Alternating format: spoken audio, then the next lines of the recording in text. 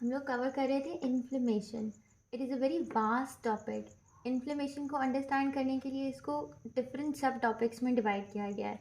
Inflammation basically क्या चीज़ है? Inflammation vascular response है, वेस्कुलर सेल्स का रिस्पॉन्स होता है। अब ये रिस्पॉन्स किसके लिए होता है? कॉजेज़। अगर हम इन्फ्लेमेशन को अंडरस्टैंड करना चाहते हैं तो सबसे पहले हमें इसके कॉजेज़ अंडरस्टैंड करने होंगे। फिर इन्फ्लेमेशन के एडवांटेजेस क्या होते हैं, इन्फ्लेमेशंस की टाइप क्या होती हैं, और अगर इन्फ्लेमेशन कॉज हो रही है तो रिकग्नाइजेशन ऑफ इन्फ्लेमेशन किस तरह, रिकग्नाइजेशन ऑफ माइक्रोब्स या इंजरी या कॉजेज़ ऑफ इन्फ्लेमेशन किस तरह से होते हैं।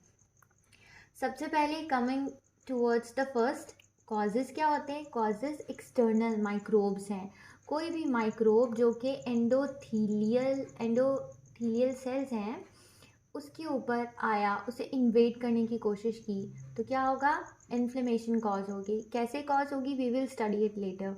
या कोई injury, injury can be due to some physical trauma या फिर किसी केमिकल ट्रॉमा की वजह से भी हो सकती है। फिजिकल ट्रॉमा के अंदर इंजरी हो सकती है, कोई एक्सीडेंट हो सकता है। केमिकल ट्रॉमा के अंदर बर्न वगैरह हो सकता है। फर्दर गोइंग टूवर्ड्स एडवांटेज क्या होते हैं? एडवांटेज ऑफ इन्फ्लेमेशन ये है कि सबसे पहले जब इन्फ्लेमेशन होती है तो activation of host defence sales हो जाते हैं। माइक्रोब ने इन्वेड किया, रिकग्नाइजेशन हुई कि बॉडी के अंदर माइक्रोब इन्वेड कर रहा है, साथ ही बॉडी का डिफेंस सिस्टम एक्टिवेट हुआ। होस्ट डिफेंस सेल्स जिसके अंदर हम लोगों के पास इंटरल्यूकिन्स हैं, साइटोकाइंस हैं, माइक्रोब्स हैं, माइक्रोफेजेस हैं डिफरेंट, वो सारे के सारे एक्टिवेट हो जाते हैं। फिर क्या होगा? जैसे माइक्रोफेजेस वगैरह एक्टिवेट हुई हैं, फेगोसाइटोसिस हो जाएगी। ये सारे के सारे डिफेंस सेल्स जो है साइट ऑफ माइक्रोब इन्वेजन पे गए। उन्होंने क्या किया? फेगोसाइटोसिस की, किसकी? जो यहाँ पर इन्वेजन हो रही थी, जिस माइक्रोब ने इन्वेड की है वो इसको फेगोसाइट कर लेगा, और साथ ही साथ इसके प्रोडक्ट्स को भी, जो भी यहाँ पे प्रोड्यूस हुआ है इसकी वजह से, जो सेल डैमेज हुए हैं, डिटोरिएट हुए हैं, वो सारे के सारे इन तमाम की तमाम चीज़ों को फेगोसाइटोसिस के थ्रू यहाँ से रिमूव करके वे को क्लियर करने की कोशिश करेगा। तीसरा उसका एडवांटेज क्या होता है? वॉलिंग ऑफ। जैसे ही होस्ट डिफेंस सेल्स यहाँ पर जाते हैं तो वो इस पूरे एक रीजन को जो कि ख़राब हो रहा है या माइक्रोब की इन्वेजन है उसको वॉल ऑफ कर देता है, बिल्कुल इस तरीके से डिफेंस सिस्टम की तरीके से, जैसे फोर्टिफाई कर रहा हो, ताकि ये माइक्रोब दूसरे सेल तक इन्वेड ना कर सके, इंटरैक्ट ना कर सके।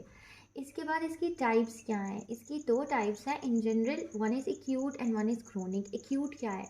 जैसे कोई माइक्रोब इन्वेड किया, डिफेंस सिस्टम एक्टिवेट हुआ, उसने फाइट करने की कोशिश की और साथ ही में मैटर रिजॉल्व हो गया, this is called acute responses. Chronic क्या है? माइक्रोब इन्वेड किया, होस्ट डिफेंस सिस्टम एक्टिवेट हुआ, लेकिन इस माइक्रोब को इरेडिकेट ना कर सका, इसको बॉडी से ना निकाल सका। ये प्रोलॉन्ग इन्फ्लेमेशन चलेगी। इन्फ्लेमेशन तो होगी ही होगी, लेकिन ये प्रोलॉन्ग इन्फ्लेमेशन चलेगी। इन्फ्लेमेशन के कार्डिनल साइंस भी होते हैं, दोज आर 5, जिसके अंदर हीट है, रेडनेस है, स्वेलिंग है, पेन है। हीट है, रेडनेस है, स्वेलिंग है,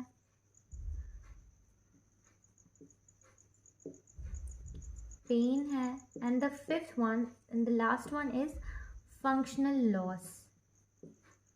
बहुत ज़्यादा प्रोलॉन्ग ड्यूरेशन तक अगर इन्फ्लेमेशन रहती है तो उस एरिया का फंक्शन लूज हो जाता है, that particular region can lose its function.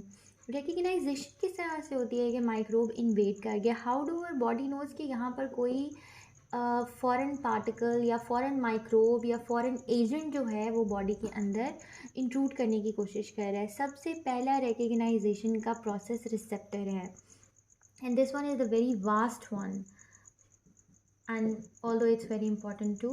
Receptor के अंदर TLC receptor, toll like cells जो हैं, ये सबसे पहले जो हैं रिकग्नाइज करते हैं।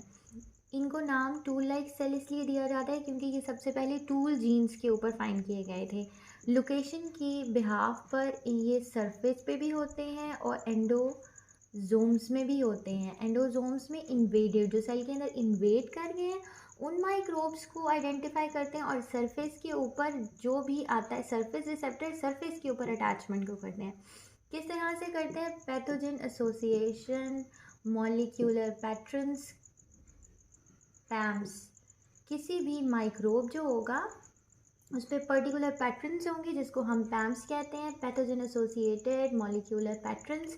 इनको ये रिसेप्टर्स आइडेंटिफाई करेगा और ट्रिगर करेगा प्रोडक्शन ऑफ प्रोटीन्स। प्रोटीन्स की जो प्रोडक्शन होती है वो या तो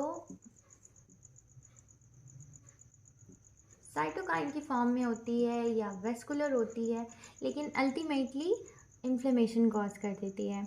अगर कोई इंजरी हुई, ये माइक्रोब्स की इन्वेजन्स के लिए है और ये है इंजरी के लिए है।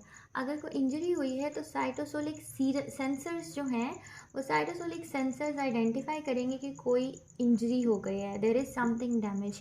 किस तरह से?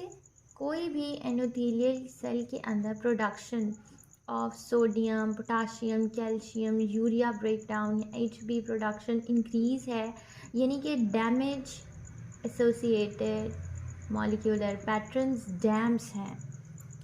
अगर ये आइडेंटिफाई हो जाते हैं तो साइटोसोलिक सेंसर्स एक्टिवेट हो जाएंगे and they will produce interleukin 1 and interleukins, जो कि अल्टीमेटली आगे इन्फ्लेमेशन को प्रोड्यूस करवाएंगे। And the third one which is also very important is complementary system. Complementary system से